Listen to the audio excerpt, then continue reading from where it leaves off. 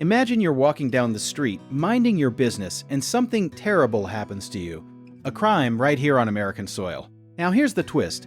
The law actually has a special path just for you, and most people have never even heard of it. It's called the U visa, and it was created back in 2000 to protect victims of certain serious crimes who have helped law enforcement. Think of it like the government saying, "Hey, you went through something awful, and you were brave enough to help us catch the bad guys. We've got you." Now, you don't have to be a citizen or even have legal status to qualify, which surprises a lot of people. The U visa exists specifically for immigrants, documented or not, who were victimized and cooperated with police or prosecutors. So what kinds of crimes count?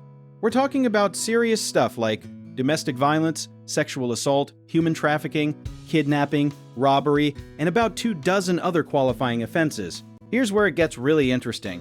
You don't even have to be the direct victim in every case. If you're a family member of someone who was killed or is incapacitated by a qualifying crime, you may still be eligible. To apply, you'll need to gather a few key things.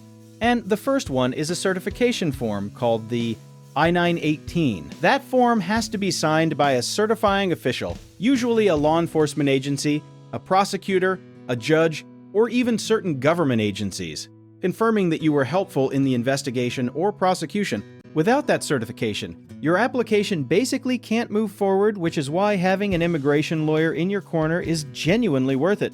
They know which agency certify, how to ask, and how to frame your case, so it doesn't get lost in a pile of paperwork. Once you have your certification, you'll file a petition with U.S. Citizenship and Immigration Services, what everyone just calls USCIS, along with the Form I-918B, which is your personal statement. You'll also need to show evidence of the crime, your cooperation, and that you suffered substantial physical or mental abuse.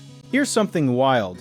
There's a cap of 10,000 U visas issued per year, and demand is so high that there's currently a waiting list years long. But here's the silver lining. Once you're on the waiting list, USCIS can grant you what's called deferred action, which means they essentially agree not to deport you while you wait. If your petition is approved, you get a U visa that's valid for 4 years, and you also get work authorization, meaning you can legally earn a paycheck. After 3 years of holding the U visa and meeting other requirements, you may even be eligible to apply for a green card, which is lawful permanent residence.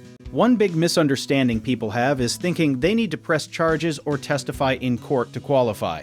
You just need to have been helpful. Even a police report, a victim statement, or cooperating in an interview can count. Your spouse, children, and in some cases your parents or unmarried siblings under 18 can also be included in your application as derivatives, which is immigration speak, where they get protected too.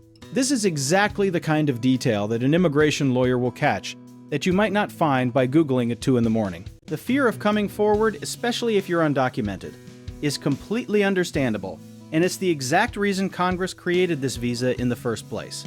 They wanted victims to feel safe reporting crimes without worrying that doing so would get them deported. The process is slow, the paperwork is dense, and the stakes are incredibly high, so this is genuinely one of those situations where going it alone is a risky move.